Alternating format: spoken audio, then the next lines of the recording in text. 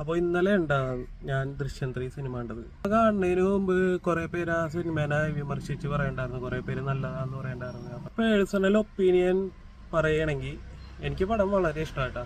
ഒരുപാട് പേര് പറയുന്നുണ്ട് ആ പടം പോരാ, എന്തിനാണ് അങ്ങനെ ഒരു പടം ഇറക്കിയത്, ദൃശ്യം 1 ഉം 2 സംബന്ധിച്ചിടത്തോളം 3 കുറച്ച് താഴത്തേക്ക് പോയി എന്ന് കുറെ കമന്റുകളും വീഡിയോസും ഒക്കെ വന്നിട്ടുണ്ടായിട്ട്. പക്ഷേ ആസ് എ പ്രേക്ഷകൻ എന്നുള്ള രീതിയിൽ എനിക്ക് പറയാനുള്ളത്, നമ്മള് 1 ഒട്ടും പ്രതീക്ഷിക്കാണ്ടാണ് അങ്ങനെ ഒരു സിനിമ പോയി കാണുമ്പോൾ അതിന്റെ ക്ലൈമാക്സ് ഒക്കെ കാണുമ്പോൾ ഭയങ്കര ട്വിസ്റ്റ് ഒക്കെ കാണുമ്പോൾ നമുക്കത് നല്ലൊരു അടിപൊളിയായിട്ടുള്ള സിനിമയായിട്ട് തോന്നി. നല്ലൊരു അടിപൊളി സിനിമയാണത്. ഇപ്പൊ ദൃശ്യം 2 ഇറങ്ങുന്ന സമയത്തും നല്ല ഹൈപ്പ് ഉണ്ടായിരുന്ന ആ പടത്തിന്. പിന്നെ തിയേറ്ററിൽ ഇറക്കാൻ പറ്റില്ല, അത് OTT-ലാണ് ഇറങ്ങിയത്. ആ ഒരു നിരാശ എപ്പോഴും ഉണ്ടായിരുന്ന ഫാൻസുകാർക്കും പ്രേക്ഷകർക്കൊക്കെ ഉണ്ടായിരുന്നു. അപ്പൊ ആ ഒരു ഹൈപ്പ് തന്നെയാണ് 3-ലും പ്രതീക്ഷിച്ചത്. ഓൾമോസ്റ്റ് ഒരു 80% ആൾക്കാരും അത് പ്രതീക്ഷിച്ച് കാണും.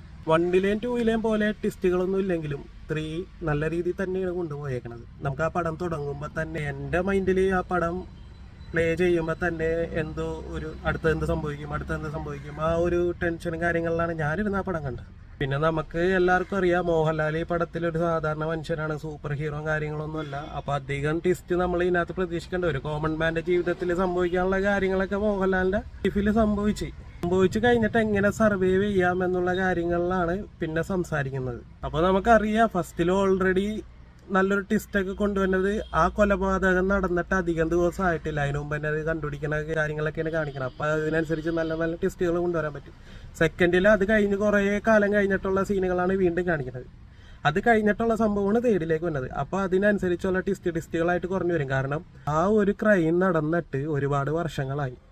ടെക്നിക്കലി അങ്ങനെ ഒരു കേസ് റീക്രിയേറ്റ് ചെയ്യാനായിട്ട് ഭയങ്കര ബുദ്ധിമുട്ടായിരിക്കുള്ളൂ. അതിലെന്ത് സീൻ തന്നെയാണെങ്കിലും അത് റീക്രിയേറ്റ് ചെയ്യാനായിട്ട് ബുദ്ധിമുട്ടായിരിക്കുള്ളൂ.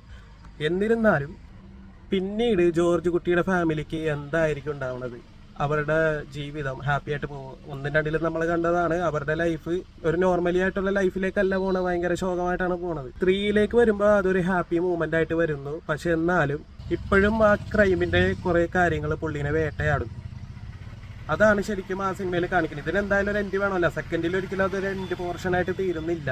പിന്നീട് അവരുടെ ജീവിതത്തിൽ എന്തായിരിക്കും സംഭവിക്കുന്നതെന്ന് കാണാനായിട്ട് ജനങ്ങൾ വീണ്ടും ആഗ്രഹിക്കുന്നുണ്ട്. അതുകൊണ്ടാണ് ആ പടം ഇറക്കിയത് തന്നെ. പടത്തിന്റെ ഫസ്റ്റ് ഹാഫ് ഒരു നോർമൽ പേസ് ആയിട്ടാണ് പോണെങ്കിലും സെക്കൻഡ് ഹാഫ് എത്തിക്കഴിയുമ്പോൾ പിന്നെ അങ്ങോട്ട് കുറച്ചും കൂടെ അടിപൊളിയായിട്ടാണ് പോകുന്നത്.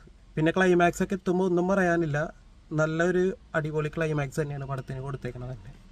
പിന്നെ ട്വിസ്റ്റ് കുറച്ച് കുറഞ്ഞെങ്കിലും നമുക്ക് കണ്ടിരിക്കാനുള്ള എല്ലാ വകുപ്പുകളും പടത്തിനുണ്ട്. ഈ പടത്തിന് എന്തുകൊണ്ട് നെഗറ്റീവ് കിട്ടണമെന്ന് എനിക്ക് മനസ്സിലാവില്ല.